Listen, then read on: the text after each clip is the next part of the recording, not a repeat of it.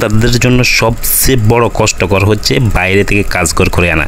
দেখা যায় যে একটা শার্ট অর্ডার করছে বা এটা আর্জেন্ট, তো এটা আর্জেন্ট হলেই এটা সেলাই করতে হবে, সেলাই করে এটা কাজঘর করার জন্য বাইরে নিয়ে যেতে হবে, হয়তো আশেপাশে যদি না থাকে শহরে নিয়ে যেতে হবে। তো তখন কি করবেন, এটা নিয়ে একজনকে পাঠাইতে হয়, না হলে নিজে যাইতে হয়।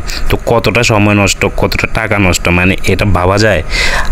ওইটার কথা ভিত্তি করে কিন্তু আমি একদম খুব চমৎকার একটা মেশিন আনছি, একদম জাপানি। এটা একদম 8-10 বছর বা 15 বছর আপনাদের এক মেশিন কিনতে হবে না, বাইরে থেকে কাজও করতে হবে না, একদম খুব সহজভাবে এটা ফিটিং করা যায়। আপনাদের জ্যাক, জুকি বা বাটারফ্লাই যে কোনো মেশিনে ফিটিং করতে পারবেন।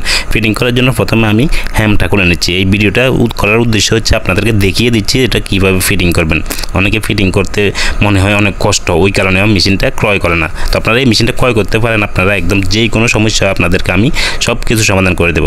তো হ্যামটা খুলে নেওয়ার পরে আমি প্লেটটা খুলে নিচ্ছি। তো প্লেটটা খুলে নেওয়ার পরে আমি যে সেই প্লেট দোনোটাই খুলে নিচ্ছি। খুলে নেওয়ার পরে এখানে যে দাঁতিটা দেখতেছেন, এই দাঁতিটা খুলে নেব। একদম খুব চমৎকারভাবে আপনারা কিন্তু কাজগুলো করতে পারেন। আমি আপনাদেরকে ভিডিওর প্রথমেই দেখাইছি, এত চমৎকার হয়। আপনারা দেখেন 2.5 লাখ 3 লাখ টাকার মেশিনের থেকে কোনো অংশে কম হয় না এই কাজঘরগুলো, মানে বাটন হোলগুলো।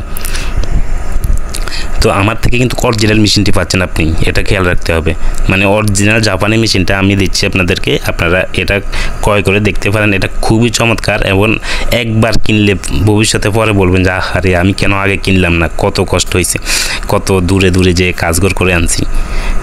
তো এটা আমি হ্যাঁ দাঁতি খোলার পরে আমি এখানে যে সুই লাগাই আমরা, সুইয়ের যে এখানে একটা স্ক্রুপ আছে, ওই স্ক্রুপটা খুলে আমার মেশিনের সাথে যে স্ক্রুপটা ছিল ওটা লাগিয়ে দিচ্ছি।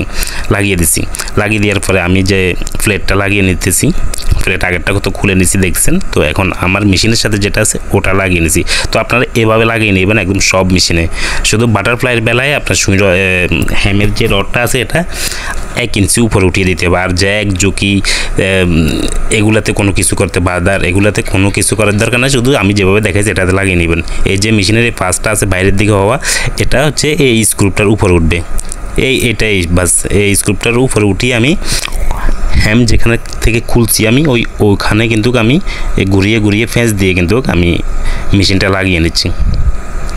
দেখুন আমি এই যে হ্যামের বরাবর সোজা রাখলাম, রেখে কিন্তু মানে হাত দিয়ে এটা ঘুরিয়ে একটু টাইট করে দিচ্ছি, পরে স্ক্রুপ দিয়ে ভালো করে টাইট করে দেবো। একদম ভালো করে টাইট করে দিচ্ছি। তো এটাই কাজ শেষ, মেশিন লাগানো হচ্ছে। এটা মানে একদমই সহজ, তো কাজঘর করা আরও সহজ। দেখুন এটা মানে কত সুন্দর হয়, মানে এগুলো ভাবা যায়।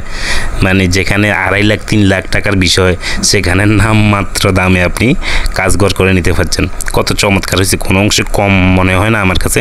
আমার মনে হয় যে 2.5 লাখ 3 লাখ টাকার যে মেশিন সেম ওটার মতোই হয়। তো এভাবে করে নিতে পারেন। ধন্যবাদ সবাইকে, আসসালামু আলাইকুম।